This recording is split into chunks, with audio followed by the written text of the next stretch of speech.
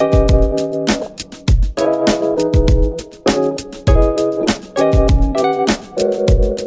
guess this is technically episode 4 of the Reddit Said It podcast. We have with us a very special guest today.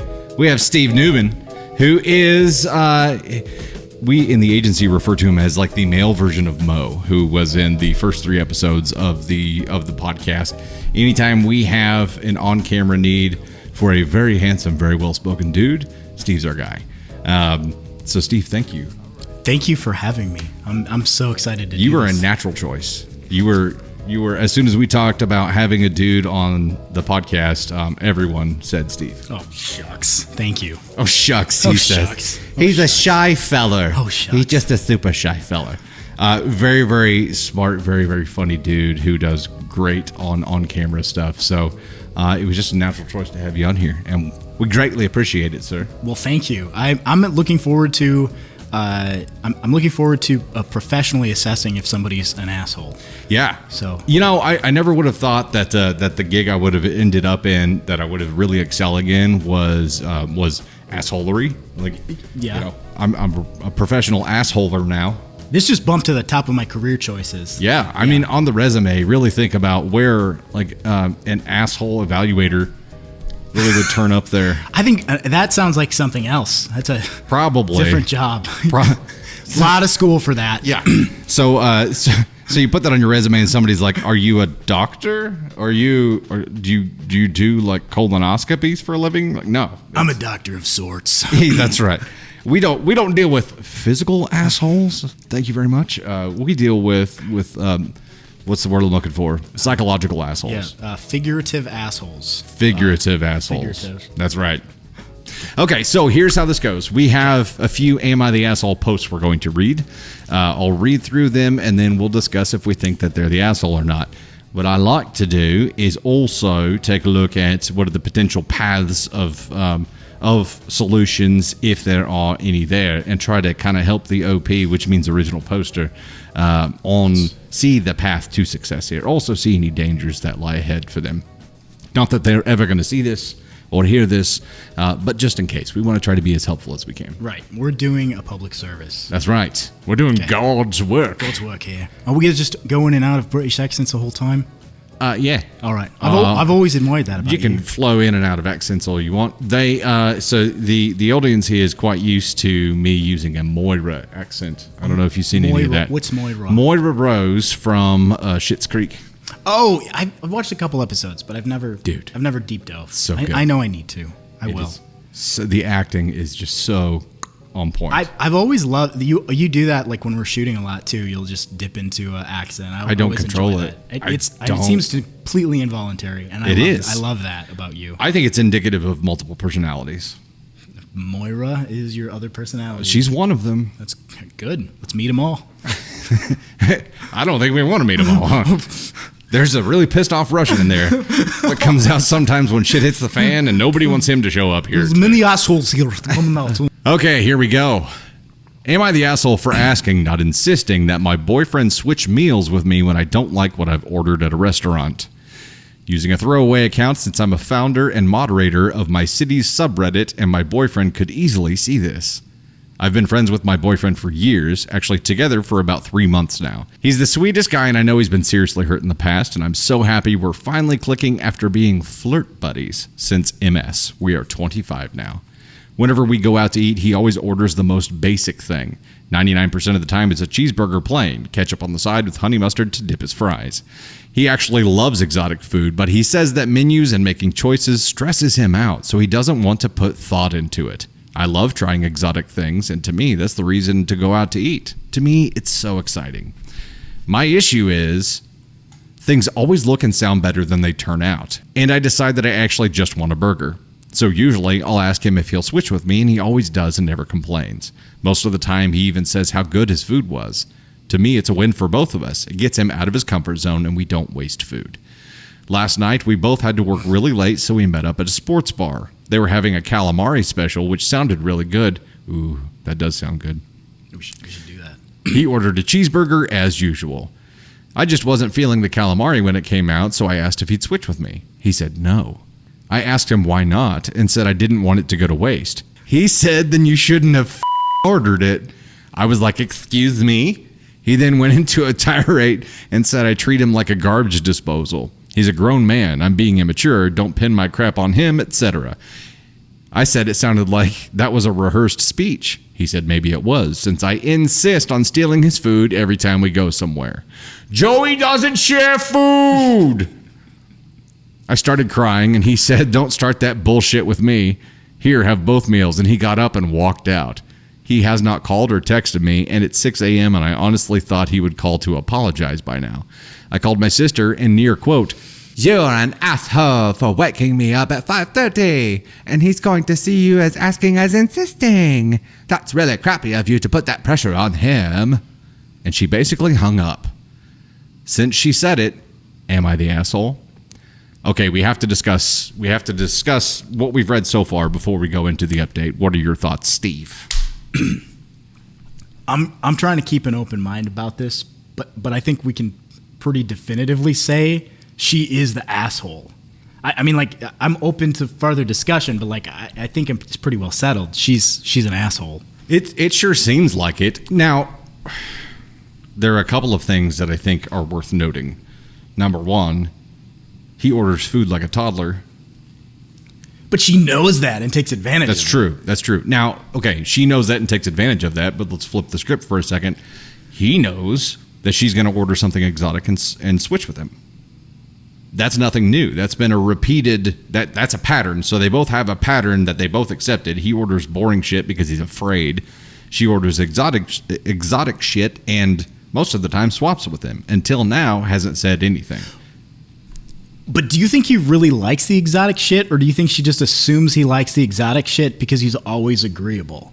You know, he's like, he wants to like please her and make her happy, so he's just like, okay, fine, I'll eat your calamari. Until now, right? It's all built up, and like she said, it was a rehearsed speech, right? So, yeah. You know, what is it? Trauma is the explosion of something that's happened to us right now, but has also happened many times before, right? So he's probably been sitting on this for a hot minute, waiting to lose his shit on her. So every time he's strapped to the toilet after eating something exotic, he's just rehearsing this script and building up in his mind. He's like, don't pull that bullshit on me. No. You ordered it, you f***ing be a man. Be a man. Be a man. I think he's been angry about this for a while. Yeah, but he didn't speak up about it. He let it build up, made her think that it was all okay. She's an asshole for doing it in the first place without asking his permission. I agree with that. But he's also partially responsible for this because he didn't speak up sooner. And if you don't speak up sooner and you allow something to continue, you create that behavior, right?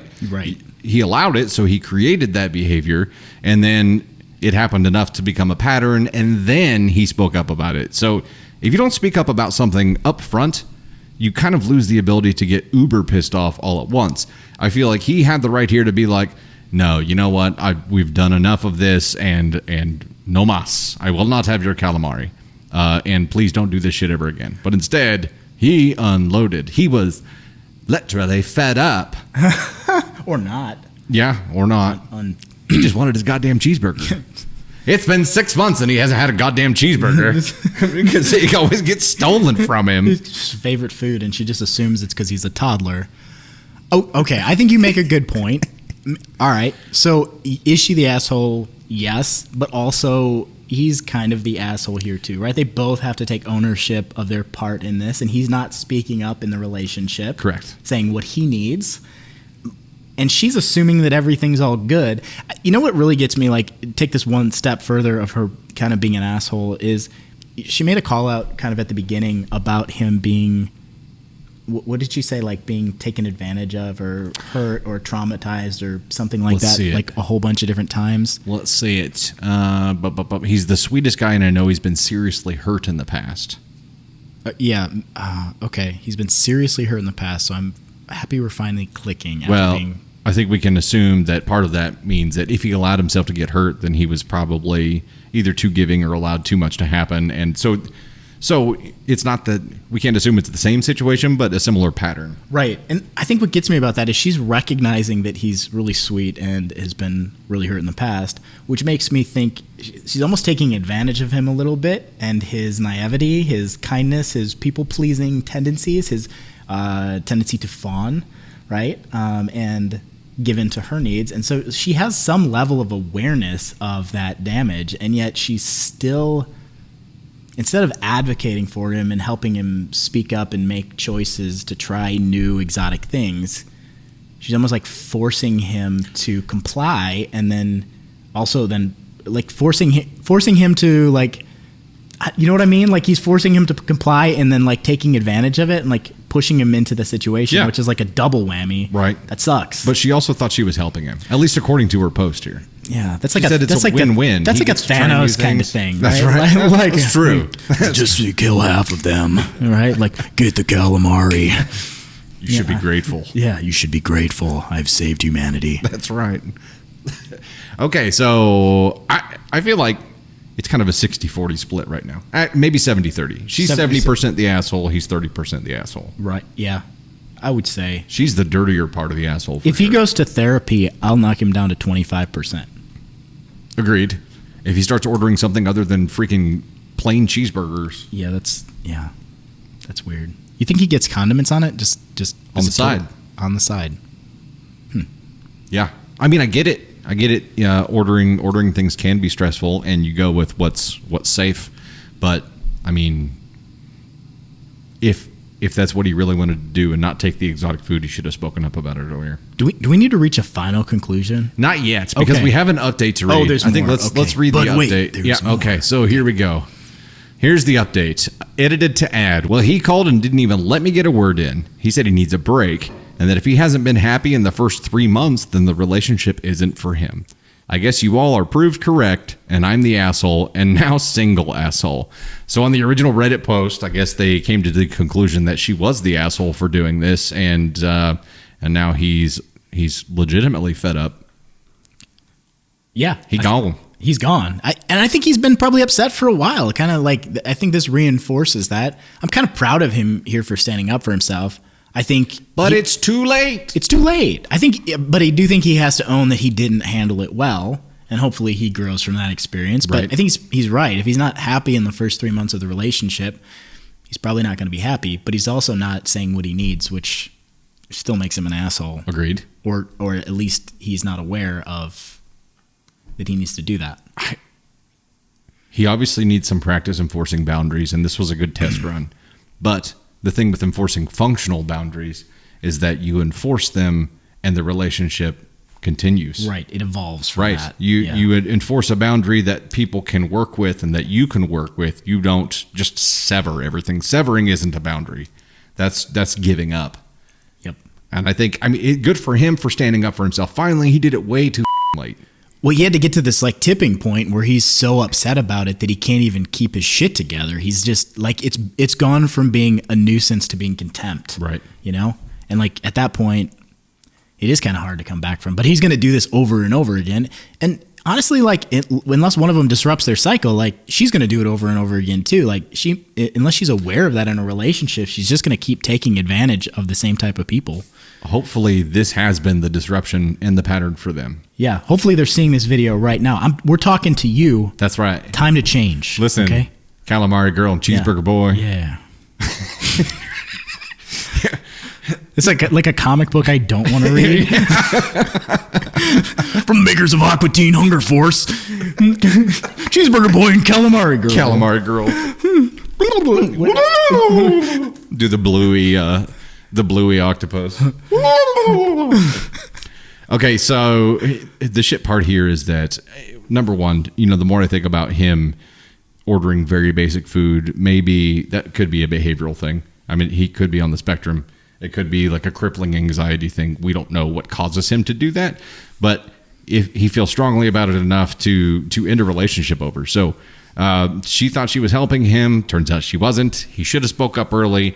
It may still be savable because they were friends before, but there needs to be a lot of communication about what happened and what she thought she was doing and what he thought he was doing. And they were friends before, and that's the one thing that gives them hope for getting past this and at least being friends afterward. Yeah. And therapy. And therapy. Yeah, therapy would probably be good for both of them. Him getting as anxious about ordering things as he does, probably more so him, just in general. If he hasn't yet identified what is the reason for that. If he has already and he's just learning to live with it, then cool. But there's something there that probably needs work, or it will continue to inhibit his ability to have relationships throughout life. You think so? Like the cheeseburger thing? It's not just the cheeseburger thing. It's if he experiences that level of anxiety about ordering food, relationships are stressful. Right.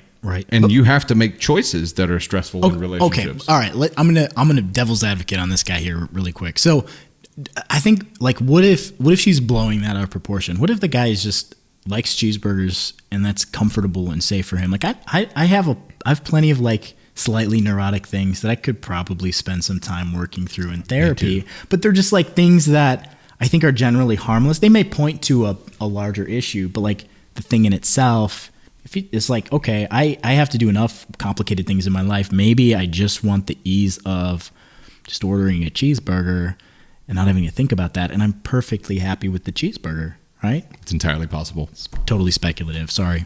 Not relevant here, all probably. of this is speculative. Well, that's yes, all we right. can do. We have the words up here in this post, and that's all we get. If We're we were- assuming the rest of their lives. If we were two flies on the wall sitting in the room of Calamari Girl and Cheeseburger Boy, Yeah. we'd have a totally different I'd viewpoint. probably ask for an autograph. Oh, yeah. Yeah, but she'd have a hard time grabbing the pen because of the little squiggly calamari hands. Okay, we're gonna come back in just a minute and read another story. I think what is our verdict on this? Have you changed from where we were before, like a 75-20, or was like a 60-40, 70-30? I think the ruling on this is ultimately complicated. Okay, I think I'm going to say 100% that in this particular situation, they're both kind of being assholes, right? She's an asshole primarily for assuming that he doesn't want to switch food, or for assuming that he would want to switch food and losing her cool. Like, I mean, she kind of lost it on him over him not wanting to switch. Like, she expected that he would just do that. Right. That's not cool. But then he also reacted, and he's responsible for his own actions in that, and his own emotional response. So in the particular situation, they were both being an asshole.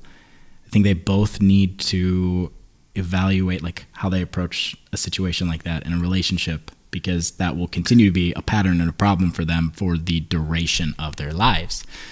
I think it's also difficult to say like that they're both conclusively assholes, you know, like they might be perfectly wonderful people outside of not being able to communicate well in a relationship. Right. You know? Well, and we have situational assholes here. I think that's where we're at. They're both responsible for their actions. He's also responsible for his inaction. Yes. For not speaking up sooner. And hopefully, I mean, ultimately, I think they both were trying to do the right thing. So neither are the asshole, and they're both the asshole at the same time. Yeah. So I think it's kind of a 50-50 split now, at least in my mind. But Yep. But it is savable, and I think that's the cool part here. They were friends before, so they knew how to communicate when they were flirt buddies. So hopefully they can talk past this and actually, you know, at least be friends. Maybe then flirt buddies again. Maybe then dinner pals again. But now they know how to communicate. Yeah.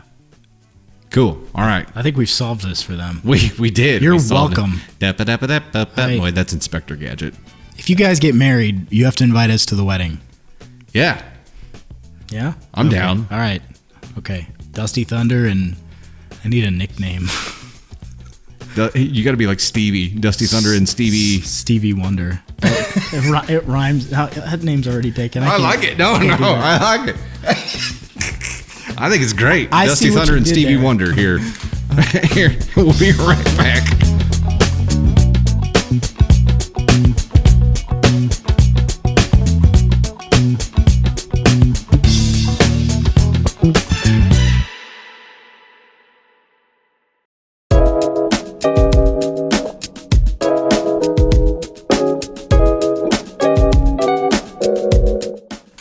we ready for the next one? Round 2. Are we ready for the next asshole evaluation? I'm ready. Am I the asshole for finding my boyfriend's, 25 male, alarms rude? Let me start off by saying I, 24 female, completely understand that some people need multiple alarms to wake up. What I don't understand is why his start an hour and a half before he even has to wake up. They're all set for a half hour apart each, but he ends up just snoozing the alarm anyway, so I hear it go off every 15 minutes from 5:30 a.m. to 7 a.m. I am a light sleeper. I wake up with the first alarm and have to nudge and try to wake up my boyfriend because he doesn't actually wake up to the alarms. He will snooze the alarm and goes right back to sleep. Then 15 minutes later, it's the same thing all over again. I've even run experiments.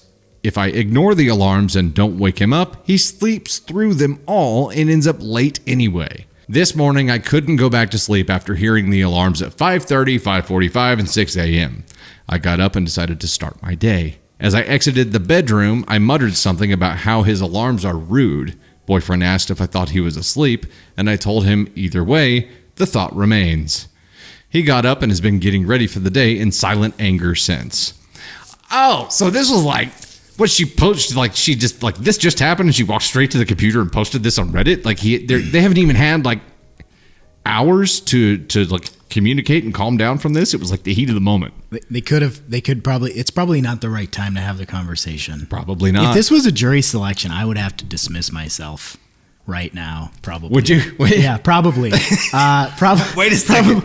We need more info here, Steve. Okay, I have some practical advice for this guy at some point in time. Like, I really do, because I've been this guy. Are you a snoozer? Sometimes I am the snoozer at this point in my life still. It's a struggle for me that I deal with at times. So, yeah, you go ahead and lead us into this. I would love to hear your thoughts, Dusty, before I speak on this matter, and then maybe I can offer some practical feedback. Yeah. So we've determined that Stevie Wonder here is an alarm snoozer. I understand where they're both coming from here, because like the first story we read, what he's used to right now is waking up to her waking him up, not waking up to his alarms. She's created a pattern with him where he's dependent on her waking him up, and she's done it. Right. So that's his routine now. He keeps setting the alarms, allowing it to happen, basically putting the responsibility of waking him up on her. The alarm is not to wake him up at this point. It's to wake her up so she can wake him up. That's shitty. Is he not waking up from it at all? No. So the experiment that she ran was that she didn't wake him up and didn't snooze the alarms, and he just right through him. Yeah.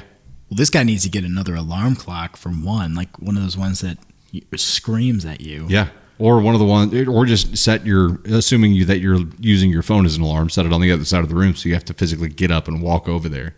But if she wants this to change, it's going to take some effort on everyone's part. I'm understanding that she's never actually said anything about this either. So now. like, this is kind of one of those things where you're letting it build up and become contempt. Right. And then she's finally, like, there's no way when she addressed this with him, she did it in a gentle way, right? Like, she was kind of probably being an a-hole about it at the time that she approached it.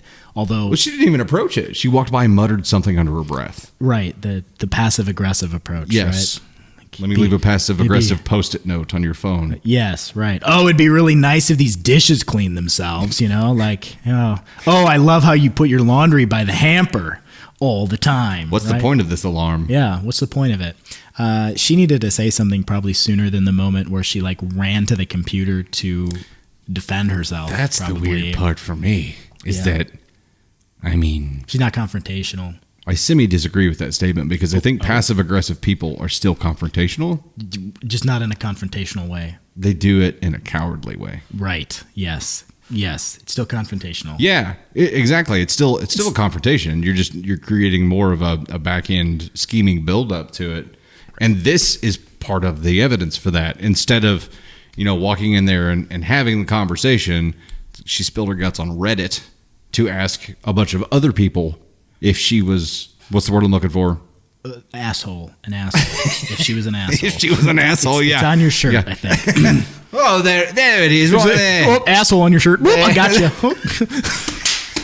Okay, all right. So man. let's flip this around to a sort of like a positive cognition here, though, right? So you said like passive aggressive people they are confrontational, right? Just like in this passive aggressive way. And I think we could look at that as like this really like a double negative thing, right? Like you're extra bad because you're confrontational, but you can't confront somebody. So I think you've got somebody that can identify. That's probably a good thing, right? So that's something maybe to be celebrated and built upon, like a little step stool to like get you up to the sink to brush your teeth until you're like a big boy and can brush your teeth, right? Like at least you're going through the series of experiencing the emotions that are upsetting you, and you can identify that enough to be a passive aggressive person. So, she's like 2 notches away from being able to communicate effectively, which, let's make that a positive thing, right? Doesn't it take more effort to be passive aggressive than to confront someone though? I think it's a learned behavior, right? Like if you grow up in you're in your family of origin, you grow up in this situation where people don't communicate clearly, you learn to feel a certain way, but then maybe not express it. Right. And it can feel really hard to do that. So like, at least she knows that she's feeling a certain way about it, but then she's got to change the pattern of like, okay, I feel a certain way about it. I need to say something about it before I like have to mutter to him while he's on the way to the bathroom when he's clearly already slept through 17 alarms and he's not probably in the best mood. Right. Yeah, first thing in the morning is a terrible time to express yourself to your loved one. Number one. Hi, honey. Let's start a fight. Yeah, that's right. Are you awake? I'm ready for battle. Wake up! I want to kick your ass. That's a terrible time to mutter or do anything. Like just keep it to yourself in the morning because no one's thinking clearly. Honey, do you want to talk about the bills? I have a problem I want to talk to you about. The problem is you.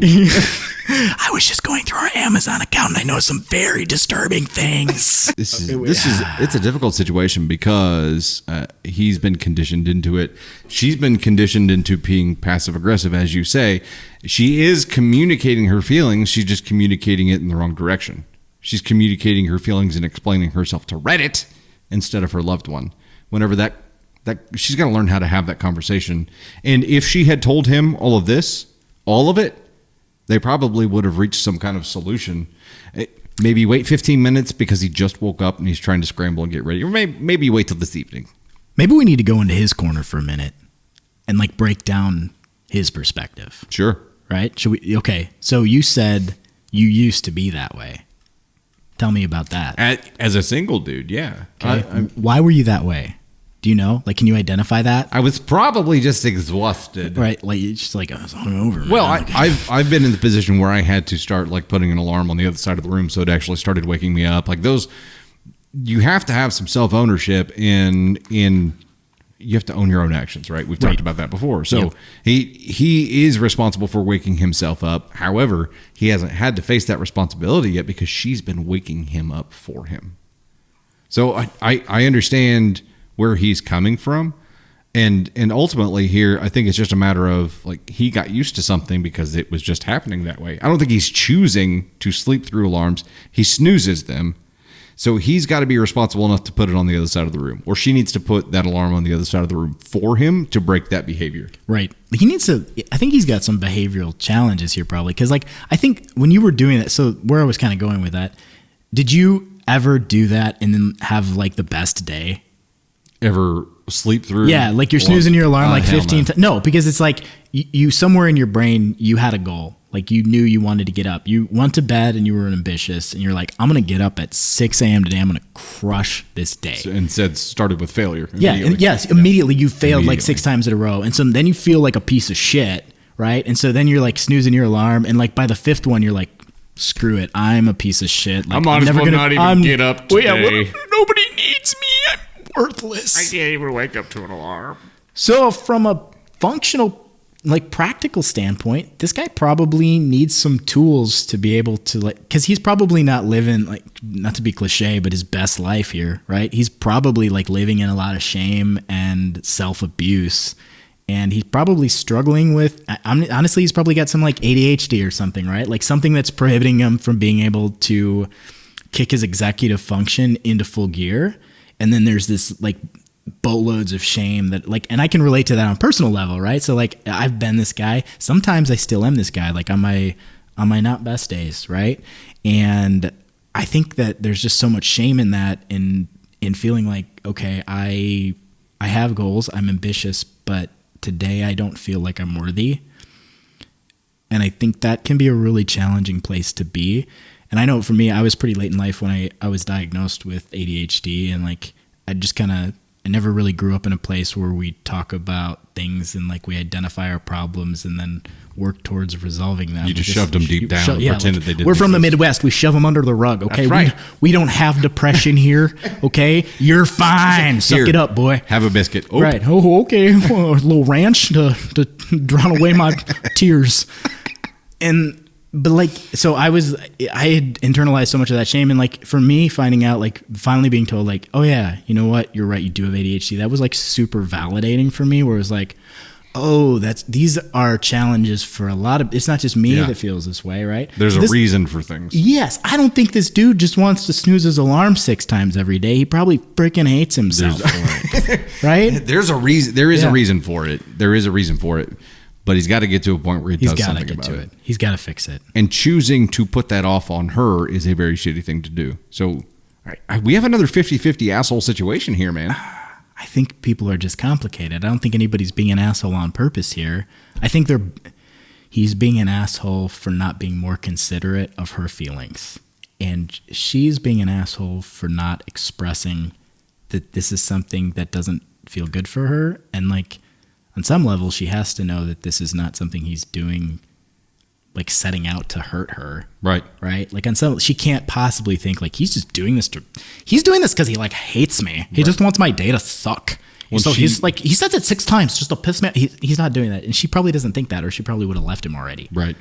Well, she's also facilitating part of this behavior too by doing what she's done to this point and waking him up instead of helping him learn how to make his alarms wake him up. Yes. 50-50 assholes. 50-50 assholes. But I think they're like, again, like just a couple notches away from like being able to resolve their issues and just not be assholes. It's communication. That's it. It's communication. Like, simple communication right here could solve the whole thing. And basically what she came and said to Reddit, she just needs to say to him.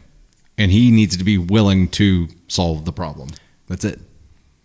Yeah, and I also don't love that, again, to tie back to this, I don't love that she came straight to Reddit. Although she is looking for validation of her feelings one way or the other, which I can understand that, right? Like, we don't know how she grew up. Like, we don't know what her story was like. And so we don't know what she was told was right and wrong and how you're supposed to feel and all those kinds of things. I tell you what, though, I think in a relationship, now there are all kinds of situations where I think looking for validation, and even in relationships, like explaining a story and getting an outside opinion makes sense. However, if you are seeking outside validation in a relationship before having the conversation to your significant other, you're choosing failure. That is a recipe for disaster. Yeah. And you're also caught up in some form of pride or like self-righteousness, right? Like she wants to be proven right, to know that her, like, that may be the case. Like, I'm assuming that, right? But like, I think anytime you're kind of seeking that outside validation, you have made up your mind that you're the good guy in the story, and you just want someone else to reinforce that, right? Like, maybe not. Yeah. Well, it's also like the first step down a very dangerous path where if you have to turn outside of your relationship to get something you need from a relationship, what else are you going to turn outside of that relationship for? Right. Right. You've got to learn how to communicate, how to solve your problems, how to move forward, and not be seeking those things from outside of the relationship. And at this point, she's just looking for ammo. And how would you like to be this dude who 15 minutes from then is hit with her marching in saying, there are 87 people on Reddit who already agree with me. Oh my God. How would you like to be that guy and be like, well, the first time hearing about this is when you muttered something walking by 15 minutes ago. I'm already late. And now what? You've posted this on Reddit? What? Yeah. Wow. That was probably not the right move to find a solution and move to a healthier spot in your relationship. I'm going to go ahead and say that much. I'll tell you that much for free. Yeah. You know what I think they need? Therapy. A wake-up call. Oh. Like an alarm? No. Oh. Hey, the dad jokes are very important here, man. That was a That was a party foul. No, not in this world. In this world, it's smiled upon. All right, so I'm gonna flip my own perception on this, because I think we kind of started to go down a road where we basically called this person an asshole for reaching out to Reddit for advice. Not necessarily. And I'm going to backtrack on that, Yeah. because I think I have to kind of check myself on that, because like I don't think that holistically applies, and really I don't know that applies in this situation either, because again, I don't know the relationships that this person has in their life beyond this significant other situation where they clearly have some communication issues to work through. So maybe not another confidant to reach out to. And then for that, I applaud them for going to Reddit as a source, because I think if you don't have other resources, then that's maybe the best resource. Talking to someone. Yes. Talk to someone. Yeah. Talk to someone, right? Like maybe, a good therapist. Again, I'm going to make a plug for that. Yeah, absolutely. That's good. I think that the problem with and again, posting on Reddit, there is absolutely nothing wrong in a ton of situations. I feel like this should have still been posted to Reddit, but not before talking to him about it. And maybe if she was looking for advice about how to talk to him about it, that'd be a different thing. But it sure feels like she's just looking for validation. You're right. So that she can take that to him as ammo and further an argument. And that feels like the wrong play to me. Maybe, but also again, if she just needed a sounding board, and I mean, it's better than going and having a confrontational conversation with him before you're cooled down and ready. Cause this is obviously still fresh and emotionally very charged. Fresh. So maybe having the wisdom to say I'm going to go to an unbiased source to see if my feelings are valid or not, and see if maybe I'm in the wrong here. So point out my blind spots. So I feel like the trick to that working is that if commenters were truly trying to be helpful and coming from a good place, then that theory would hold true.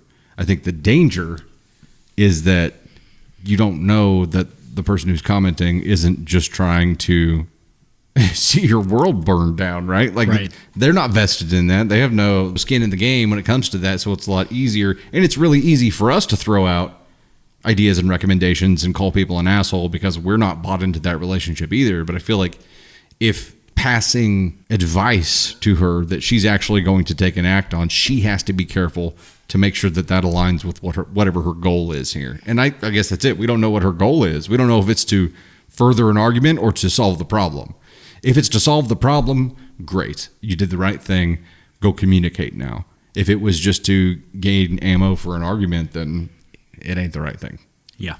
Yeah. And I think actionable things, obviously needs to have a conversation with her significant other. Wait till he's out of the shower. Yeah. Wait till he's out of the shower, and maybe he's worked off the grogginess a little bit, but she needs to express to him how that makes her feel not considered, or however that needs to be expressed. But that needs to be conveyed to him so he can choose to take that feedback and do something with it, as opposed to little passive aggressive jabs on the way to the shower after he's already probably hating himself. Yeah. So yeah, something to the effect of, do you want to role play here? Yeah. So here's what I'm feeling, and here's what I'm seeing happen, and I really need you to figure out how to wake up when your alarm goes off. Listen, it's really hard for me sometimes to wake up in the morning, okay? And you've been letting me do that for a long time. Just do it, okay? When you say it like that, I feel like you're attacking me, okay? If that alarm goes off again, I am gonna attack you.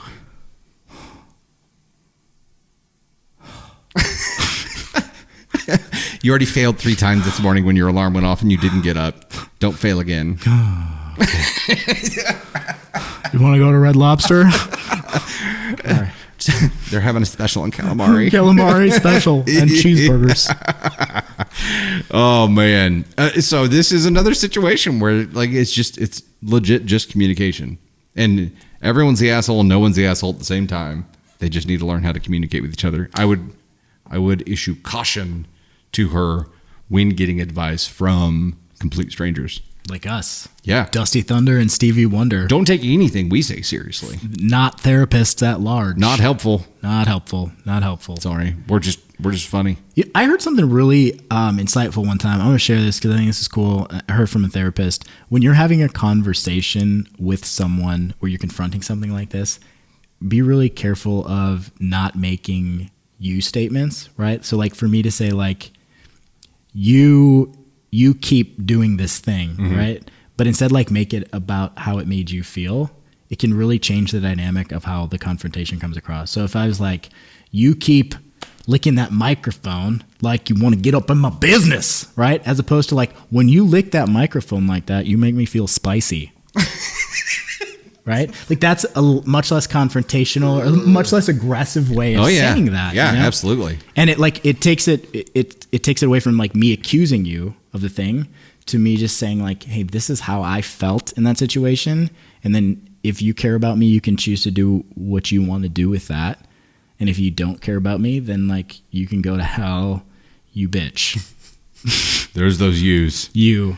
Right. I completely understand. And if the goal is to get someone to just understand your perspective, and in most cases that is the true goal, to get other people to understand where you're coming from, then that approach makes perfect sense. Just saying, like, tell them how you feel. That's it. And do it without accusing people of anything. Just tell them how you feel and what you're frustrated with and why.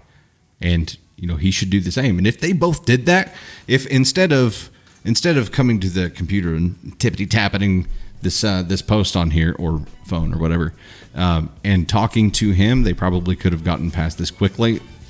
However, the fact that she did probably means they haven't developed that skill of communicating that well yet. So I'm glad she did, because it gives us the opportunity to say, hey, communicating through this may feel scary and tough, but it's not difficult. It is literally just explaining to someone how you feel and why. There's so much we don't know here, but it feels like this would be an easy one to overcome for an outsider. Yeah. So.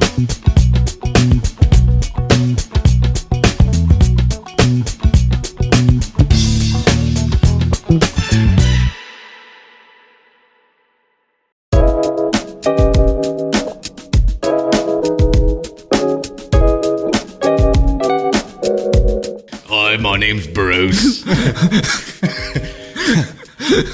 I don't eat fish anymore. Fish are friends, not food.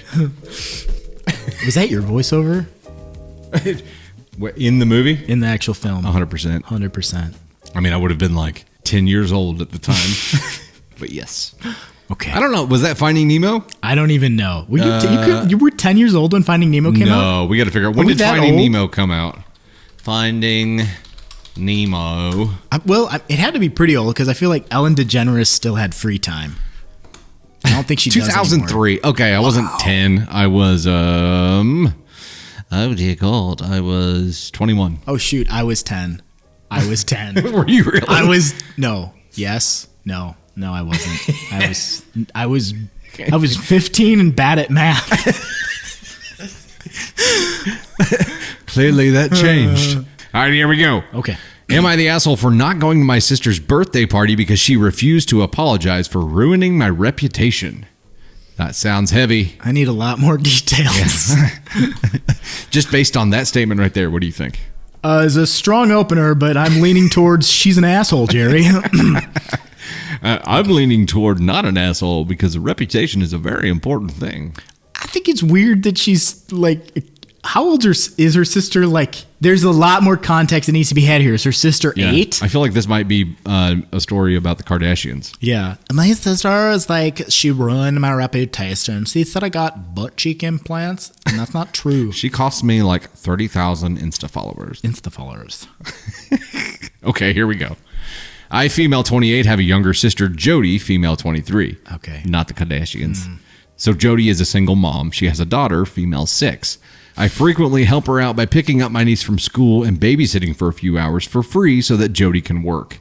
Jody lives with our parents and a boyfriend, male 26, who she's been seeing for a couple of months. Wait, she lives. So the boyfriend lives with her parents too. Jody lives with our parents. Got it. Okay, so Jody lives with her parents and her 6-year-old daughter. And the boyfriend. And the boyfriend. Apparently. What's his name? That's important. We need to give him a name. Right now, his name Jeff. is just male 26. Jeff. Male. Okay. Jeff. 26. Jeff works. Jody and Jeff. In early October, at one point, Jody accused me of using the family computer in our parents' home to go on a gambling website and sign up with our mom's debit card while I was babysitting. I told Jody that's not true at all and asked her why on earth she would think that. Jody explained that money was disappearing from our mom's bank account and that she checked the computer's browsing history and that gambling websites came up. I think we know where this is going. How do we know it wasn't the 6-year-old? I think 6-year-olds like split them. Yeah. All in. Yo, y'all take crypto? To be honest, I was kind of offended that Jody would think I'd do something like that. I've never had a gambling problem, and I've never stolen from anyone. I told Jody that's awful, but it wasn't me who did it. She didn't believe me and went ahead and told a load of our extended family that I was apparently stealing our mom's money to go on gambling websites, and now they all think I'm a horrible person, and many of them have blocked me on Facebook. Holy shit. Anyway, the next week, Jody got back in touch with me. She said that she found a gambling website on her boyfriend's phone and connected the dots, and he admitted that it was him who was stealing her mom's money and going on gambling websites. We figured that out in like 4 seconds. I actually still thought it was the kid, but all right. Yeah. Could have been. That was my second guess. Could have been the kid working with the boyfriend. It could have been a whole scheme. Yeah. However, Jody refused to apologize to me for jumping to conclusions and basically ruining my reputation with our extended family. Sure, I never speak to them anyway, but it's still a terrible reputation to have, especially when it's undeserved. Jody said that it's my own fault because I apparently acted guilty and said that I got too defensive when she accused me. Later in October was Jody's birthday, and she had a big party with our extended family. I decided to give Jody her gifts a couple of days before, but refused to go to the party. I didn't want to go because I didn't want to deal with all the questions and judgment, and I was still really angry at Jody for not even apologizing for what she did. My parents are understanding, but Jody said I'm an asshole for not attending her party, and that if I'm going to be that way, then I shouldn't bother being a part of the family, and accused me of being petty. Well, Jody likes to accuse of things. Just that's what she does. She just walks around accusing people of random shit, apparently. Do we know the writer's name? Jody's the sister. Don't. She never said that. We don't know OP's name. Okay, Opie, Jeff, and Jody. Jeff, and Jody. And the kid is, we'll just call the kid F6. F6, Okay? I think yeah. I'm fine with that. That sounds like a name for a kid that would steal credit card and gamble away her grandma's life savings. Yeah. Well, I mean, she grew up in an alphanumeric prison. So. She's in the joint. I mean, you've stole my mom's credit card, my grandma's credit card, and I went on a gambling site, racehorses. That's my thing. They call me F6. They call me F6. Okay. Oh man. I have a lot of questions, really, more than anything at this point. What are your thoughts? I always have a lot of questions that I immediately let go of because I know we'll never know. Yeah. So just try to use what we have here. Did you read anything about the ASCON scale that we use? The ASCON scale? The ASCON scale. I didn't see anything about Now's the a great time to Do we bring have it a up. chart or something? I haven't designed it yet, but basically, yes. Okay. So there's basically ASCON 1, which is the word through 4. And ASCON 1 is, you know what? I've got a keep note with this stuff on it. So Oh my God. Let's, ASCON 1. Yeah. Here we go. ASCON levels, the new scale of assholery. ASCON 1 is no way you should have done that. You're a terrible human being. ASCON 2 is definitely shouldn't have done that, but it doesn't make you a terrible person. ASCON 3 is you probably should have approached that differently. And ASCON 4 is you probably could have approached that differently. Maybe you're an asshole, maybe you're not. Okay. There are levels of assholery here. Okay. All right. So what's your initial impression? My on this? initial impression- ASCON 1 through 4. OP doesn't even register on the ASCON scale. Sister Jody is ASCON 1. I think I agree with that. My only big question, and I'm realizing that I'm not having a great grasp on the family dynamic here, so it's hard for me to piece it. Their life is clearly a lot more interesting than mine. Okay, I would love to be at their Thanksgiving dinner.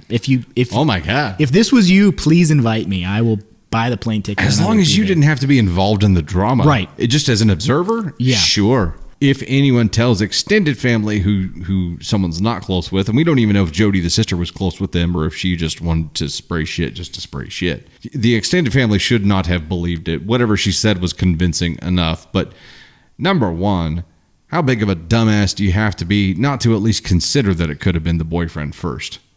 And just immediately throw your sister under the bus. Then how big of a biznatch do you have to be to not just assume it, but walk that to extended family and be like, oh, this is the gospel truth. And then how big of an ask-on-one asshole do you have to be to, after finding out that you were wrong, not try to make that right with the extended family and undo the damage that you have done? She's got the asshole trifecta here. You're right. Yeah, I think Jody's ask-on-one. I mean, for sure. I'm giving the benefit of the doubt here in several ways, but I still think Jody's ask-on-one. I don't know how this plays out that Jody's not ask-on-one. But I also am struggling to understand how the OP, I think it's difficult for me to think like that the extended family really would believe this story unless you'd given them some reason to believe that you would do something like that, right? Like, that's a pretty hardy accusation. It is. Well... Did you hear about Dave? He's a drug kingpin. Like, what? Apparently, we better block him on Facebook, Phil. Yeah, remove him. That's what we do to family members that we want to excommunicate. We just send them off into the Facebook jail. Do you think they changed the family member status first? They were just like, not cousins anymore. I don't even know them. Here pretty soon you're going to be able to remove people from your will on Facebook.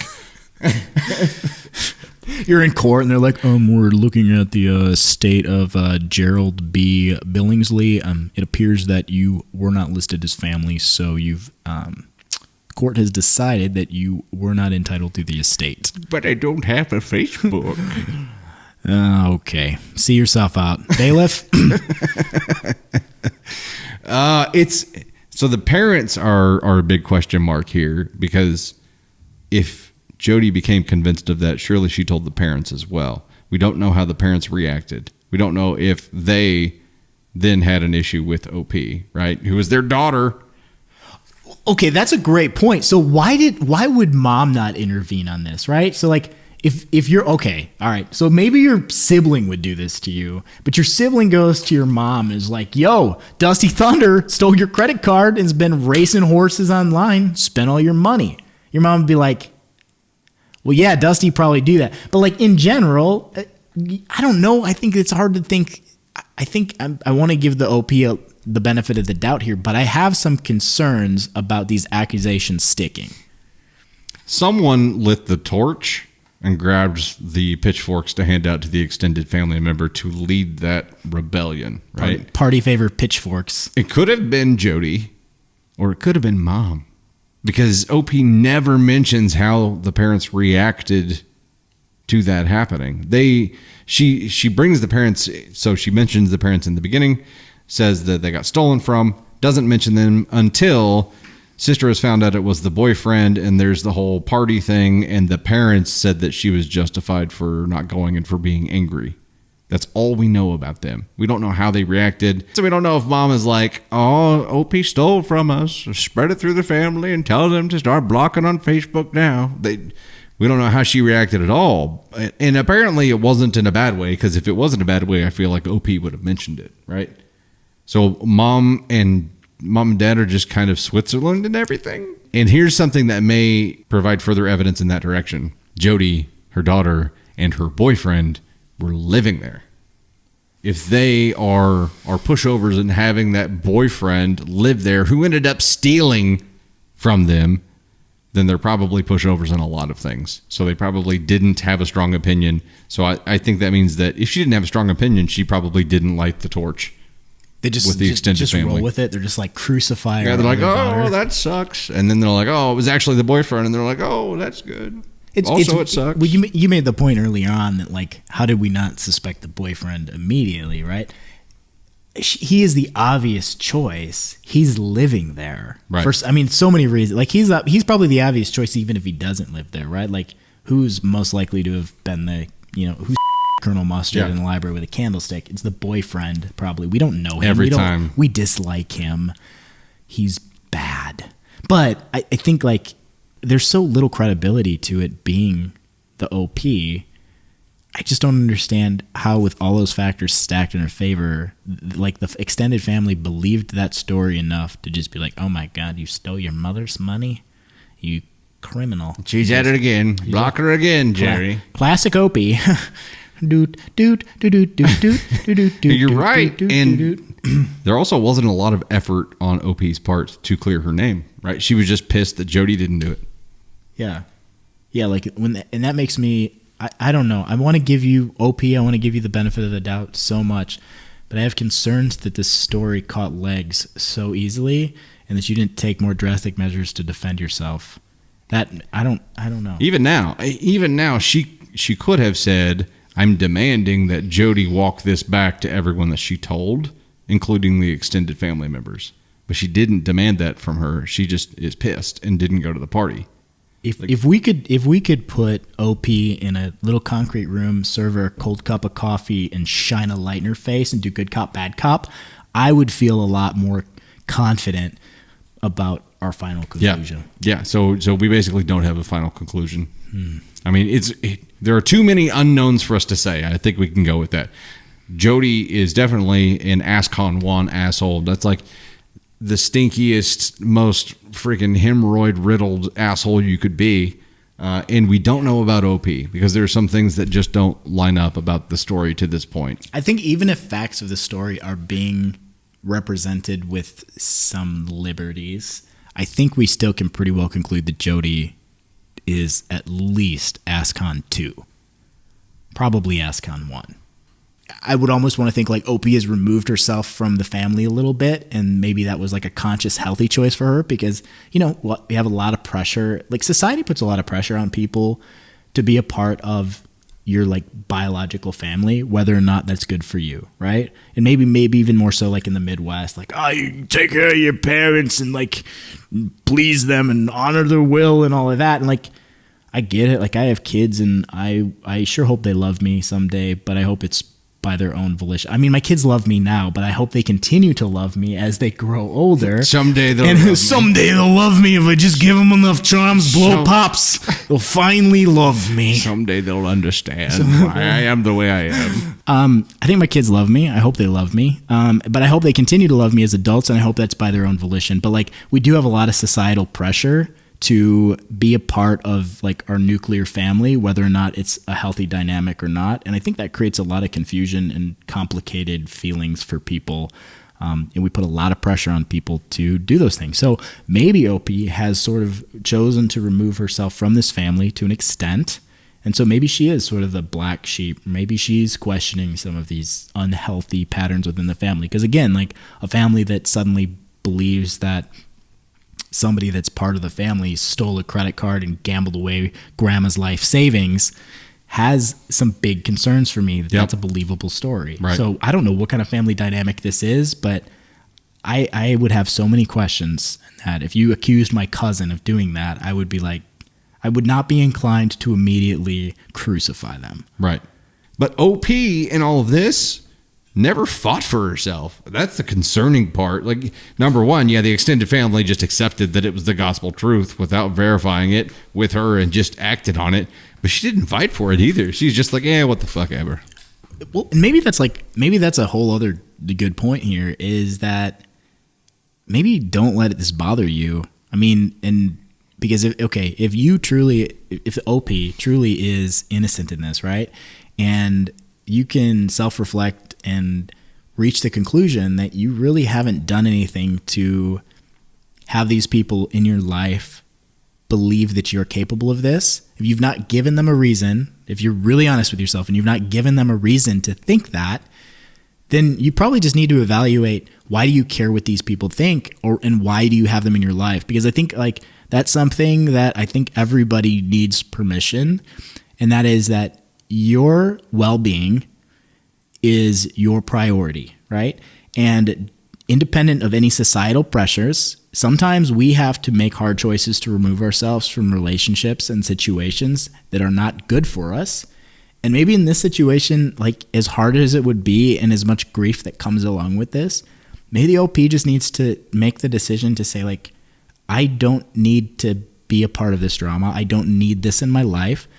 I love you, but proximity, right? I just need to be distant and not have this family. And like, that's really hard to swallow because like everybody has this fantasy of, you know, like their family and like it's a feeling of duty. Yes. Yeah. It's duty, but it's also like a longing for something that, you know, Hallmark movies like paint a picture of. That's like, oh man, like my family could be cool like that. And like we hang out and, oh man, me and dad went and ate some weed brownies and yeah, then I found out he had cancer, you know, like it's just like beautiful, like touching story, right? It's a Family Stone. I'm thinking, you ever see that movie? I love that movie. I don't know if I have. I was like, what sorry, very specific story with no point of reference, but that's where my brain went. Is like, that's like, I look at that family and it's like Diane Keaton and the guy who played Coach. I don't know his name even. Oh yeah, I know. And then like a bunch of other actually very successful actors and actresses.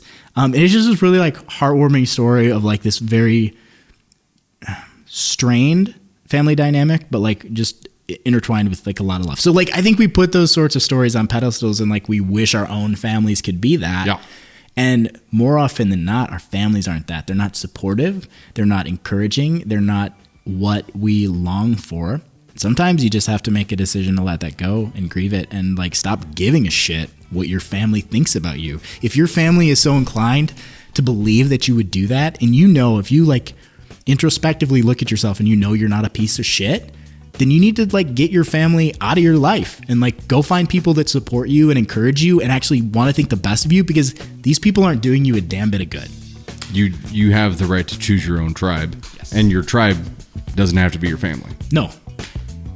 I think it's a great way to sum it up.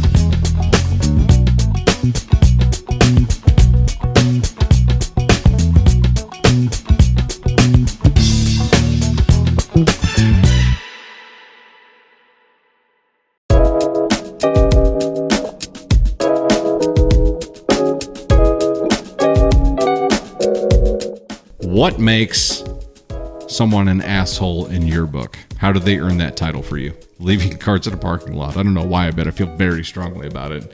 And then people who drive like idiots, mostly because I'm a dad. Okay, so there are things like that. So shopping carts is actually a big one for me. The other thing that bothers me is people that blatantly litter. That gets me a lot, right? Like you throw a water bottle out of your window.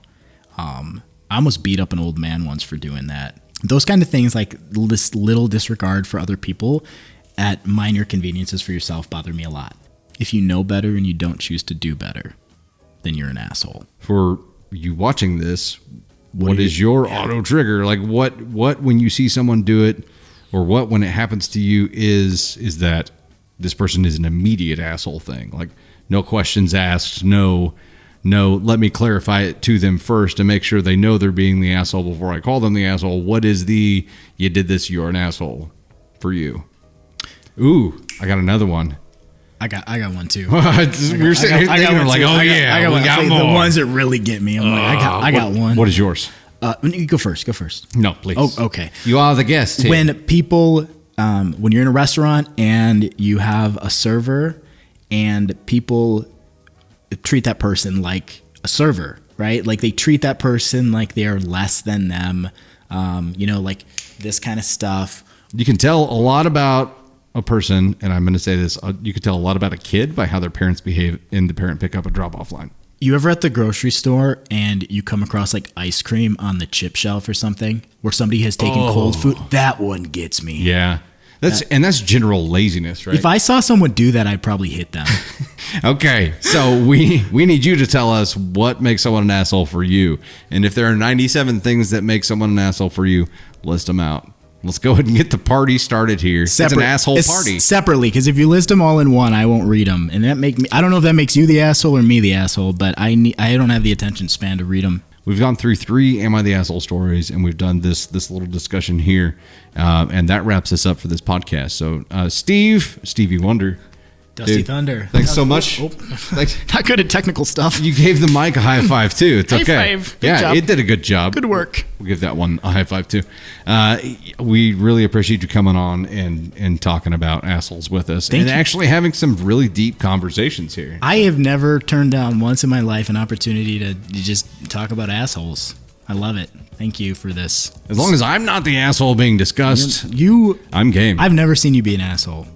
Not once. I'm not around you that much, so I'm sure you're an asshole sometimes. Yeah. But back to this. Love that. Awesome podcast. We really appreciate having Steve here. We definitely plan on bringing him back. Let us know your thoughts on everything that we've talked about, but most specifically, what makes someone an asshole for you?